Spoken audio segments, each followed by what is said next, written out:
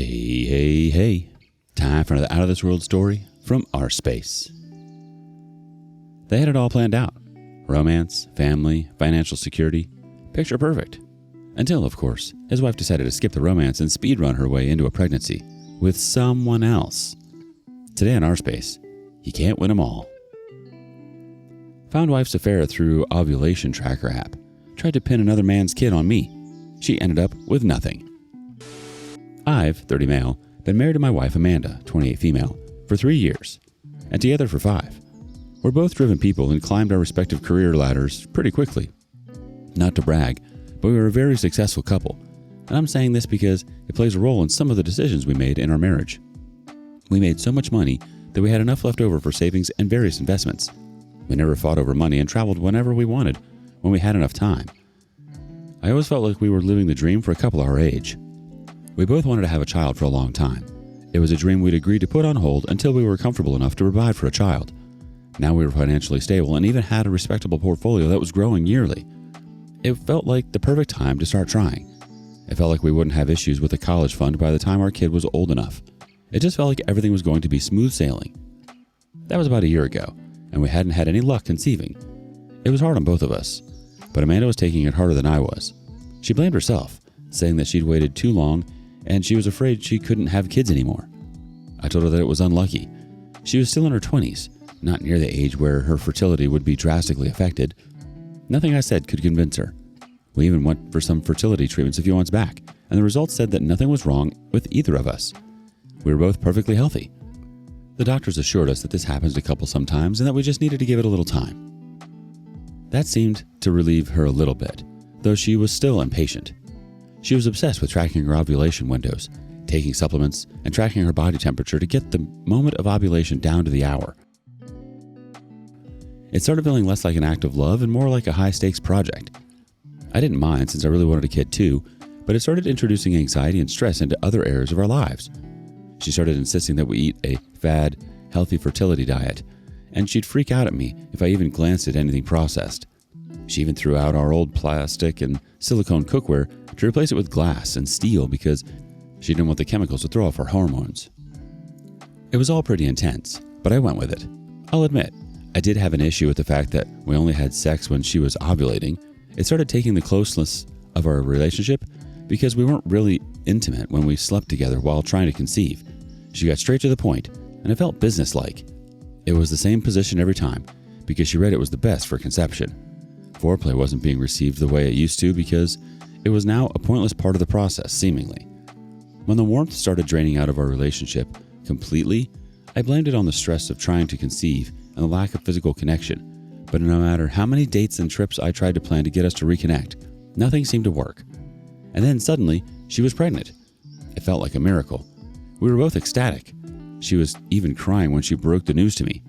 I felt like our lives would go back to normal, and we'd be able to enjoy the new journey ahead of us. After all, it was all the pressure of conception that had been making her the way she was, so there was no other barriers, right? But things didn't change much. She was still distant, and there was a lack of warmth in the relationship. That was when I started to consider the possibility that there could be something deeper that was wrong with our marriage. I couldn't even blame it on the pregnancy, because apart from a few dizzy spells, she hadn't really shown any symptoms. I found out when I was going through her ovulation tracker app. I remember that she'd shown me that it had a feature where it provided weekly advice throughout pregnancy and even through the first year after childbirth. I wanted to be as helpful as possible through the stage of her life, so I downloaded the app and logged into her account. The app already had her details, so I'd get videos and advice that was up to date with her current stage of pregnancy. The first thing that app shows when you open it is a calendar with the fertile days highlighted in yellow. The app lets you mark the days when you tried to conceive with little hearts. I got a little sidetracked and I went looking through the previous months. I guess I was interested in seeing a visualization of how many times we'd tried before we actually succeeded, especially because I wanted to feel validated in how little we were sleeping together outside of ovulation. I ended up finding more than I bargained for. There were hearts marked on days when I was certain we hadn't slept together. At first, I thought she'd just made a mistake, but I knew that couldn't be it. She'd tracked everything with military precision.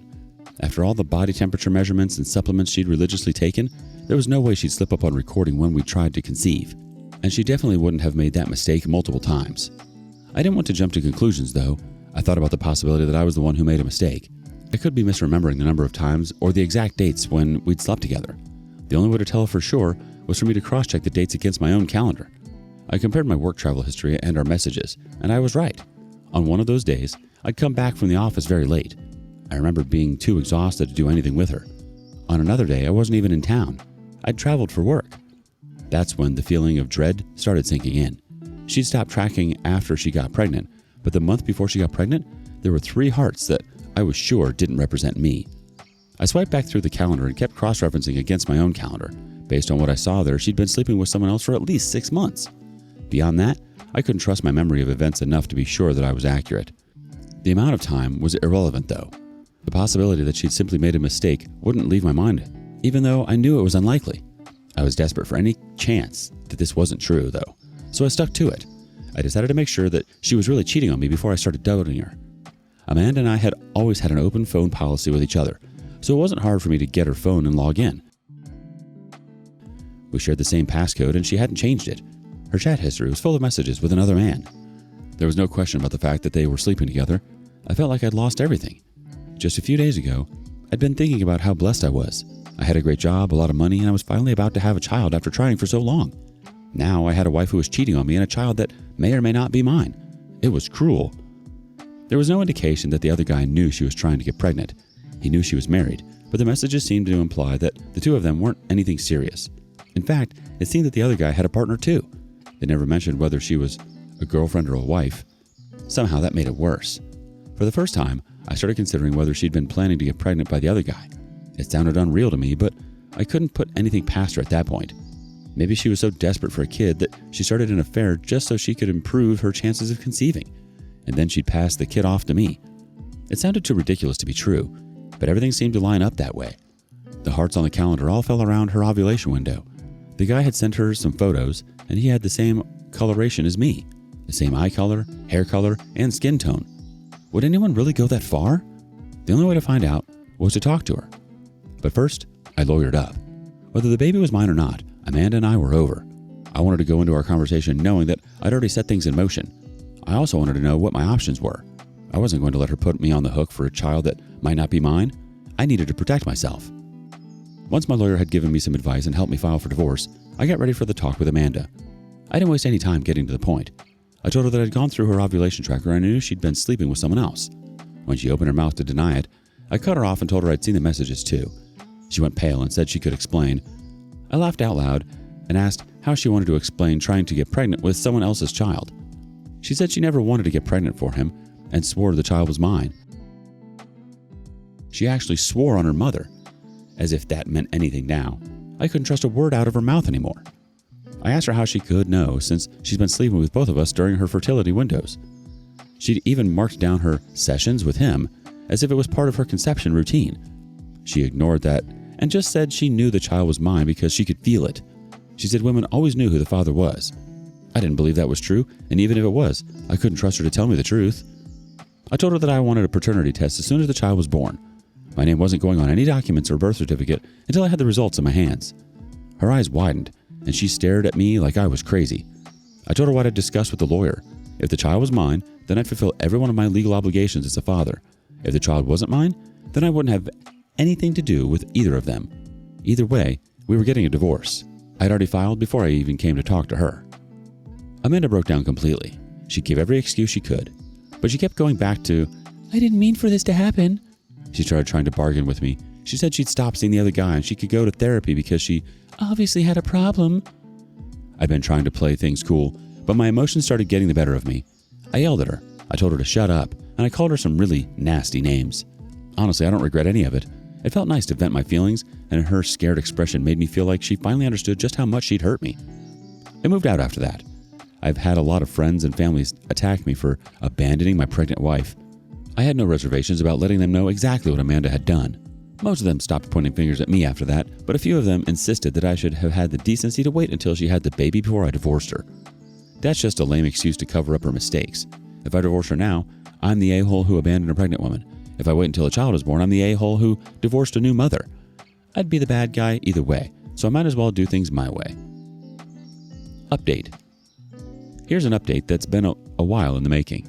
You all seem to be more interested in finding out whether the baby was mine than how I made off in the divorce. Well, the big day finally came. The baby was born a little over a month ago, and we know the paternity results. But let me tell you everything in the right order. The divorce wasn't fun, but when is it ever? Divorcing a pregnant woman didn't look good for me at first, but once the extent of what she had tried to do to me came out, people quickly changed their opinions. Most of our assets, like the joint accounts and investments, were split evenly. That was fair to me since we'd both contributed a near equal amount to them. The first area where we really got into a disagreement was when it came to the house. She wanted to live there, but I didn't want to let her. Call it pettiness or something, but I insisted that the house be sold and we split the proceeds. She wasn't happy with it, but I refused to back down on the matter. The court didn't award her alimony either. I actually breathed a sigh of relief when I heard that. Going into the divorce, alimony was my worst fear. Having to pay money to my cheating ex sounded like hell on earth to me. The judge said it was because our marriage hadn't lasted very long and she had a well-paying job of her own. She didn't need my money to survive. With the divorce finalized, I almost felt like I was free. But there was still one more shadow hanging over my head. We had to find out who her child's father really was. The wait up until she gave birth wasn't easy. I was nervous.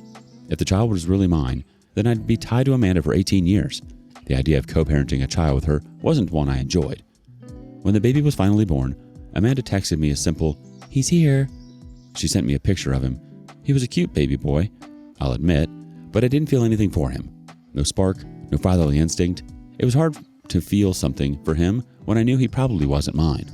Honestly, I was hoping he wasn't mine because it would be hard for me to forgive myself for how apathetic I felt towards him if he did happen to be my kid.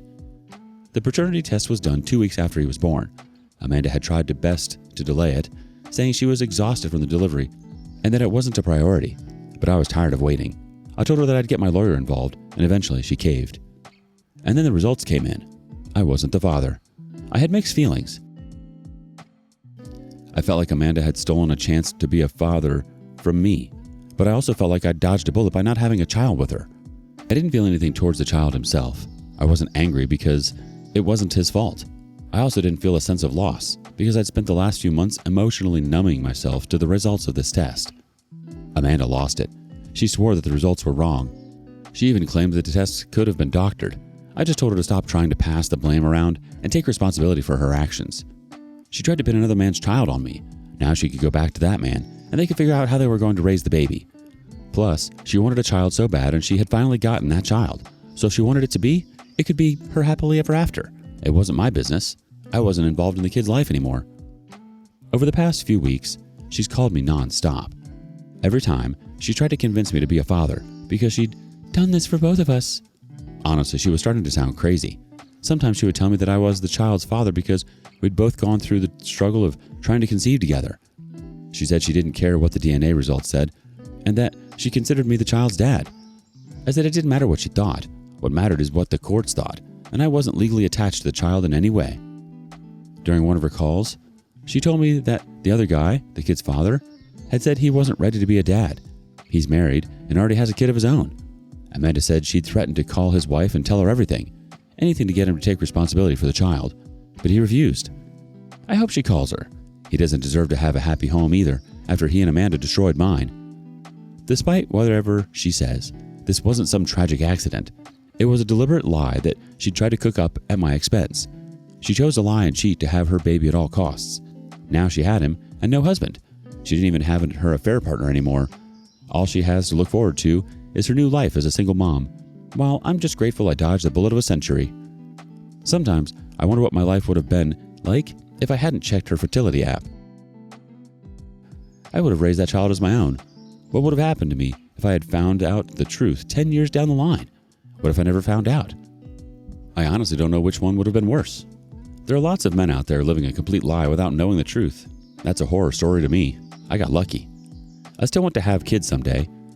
It's still my personal belief that the greatest thing a man can do is pass on his legacy and play his part in building the next generation.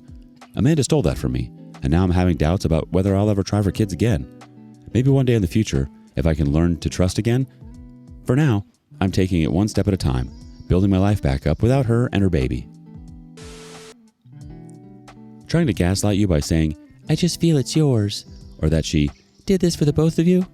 Yeah, okay, Amanda. She can spin it however she wants, but at the end of the day, her actions burn the whole thing down, not yours. You deserve better than to spend the next 18 years tied to someone who saw you as nothing more than a backup plan. And you're right, this wasn't an oops moment. This was calculated. She wanted a kid, and she didn't care about honesty or loyalty to get one. Ever had that moment where you stumbled on proof your partner was cheating? How'd it go down? Share your stories with us in the comments below. And thank you for joining us today on rSpace. Be sure to like and subscribe and hit that notification bell so you don't miss out on our next video. See you soon.